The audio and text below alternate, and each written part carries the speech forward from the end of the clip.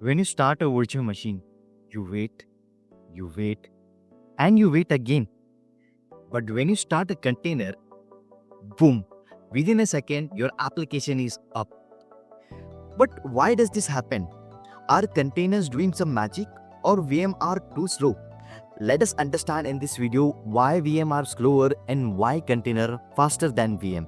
Right? So let's get started. Okay, so let's get started and discuss why containers are faster than VM.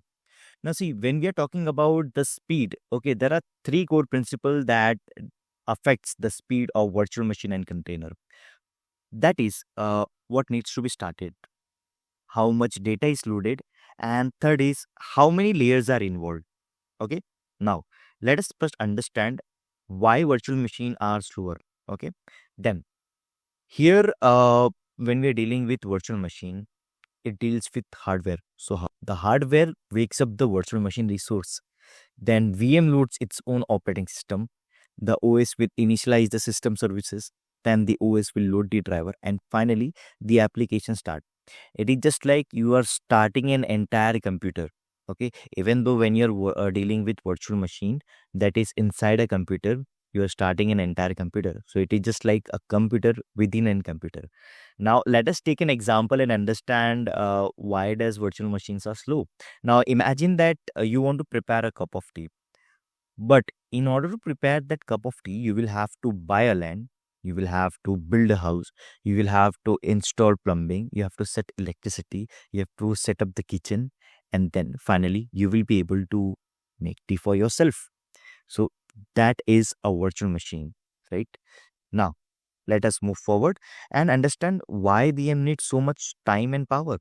Now, see, this will clear why virtual machines are slower than the containers. See, here when we are dealing with virtual machine, we are dealing with the full operating system. So, when you start an application using a virtual machine, you will have to start the full operating system.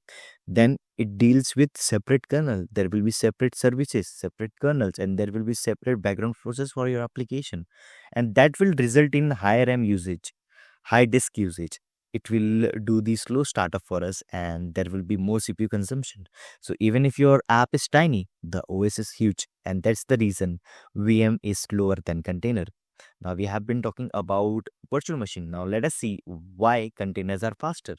Now when you're dealing with container, the host is already running, okay, and the container will use the host operating system, whereas in virtual machine the application was relying on different thus dedicated operating system, right? Here the app and the required file are loaded instead of the entire operating system, so that time is saved, and that's the reason the app start immediately. So no extra OS and no extra boot process.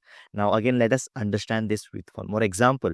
Now here you already rent a house, you already have a kitchen, so all you have to worry about is cooking the food, put it into the tiffin box and deliver it. Now here the kitchen is the host operating system, the tiffin is the container, and the food is your application. So I hope this made you understand why containers are faster than virtual machine. Now here, with the numbers we'll understand why containers are faster. So when it comes to startup time, virtual machine takes 1 to 5 minutes, whereas when it comes to container, it takes 1 to 5 seconds. Now when it comes to memory usage and disk usage, the usage is in GBs when it comes to virtual machine, but when you switch to containers, it switches to MB, and that's the reason the scaling in virtual machine is lower, but when it comes to container, it is very much faster, right? Now, the big reason, the number one reason why containers are faster, it's because they share the same host operating system, they share the kernel, and they share the system resources that are already present. So this single design makes the container faster than than the virtual machine. So we talked about the speed. Now, what about the isolation? Because in virtual machine, we were given with complete isolation because they were having their own. They were given with this dedicated operating system. But here in container, they share the same operating system. Are we compromising with the isolation and the security? Then the answer is definitely no. Isolation is also possible in Docker, in container, and that can be used using the namespaces. It can be limited using the C groups that we are going to see in the coming video. Okay, so think of it like each container thinks as it is alone, but the OS control everything safely. So again, no extra operating system, no extra heavy boot process. Now we came so far. Now we just understand, let us understand why this company loves the container. It's because, let us say, it helps us in auto scaling during the traffic spikes. Let's say if you want to spin up a new container, it will be very much faster when it comes to a container. But let us say if you're running the same application in virtual machine, you will have to wait some more time. It will consume more time, more resources, and that's the reason the time is very precious when it comes to production.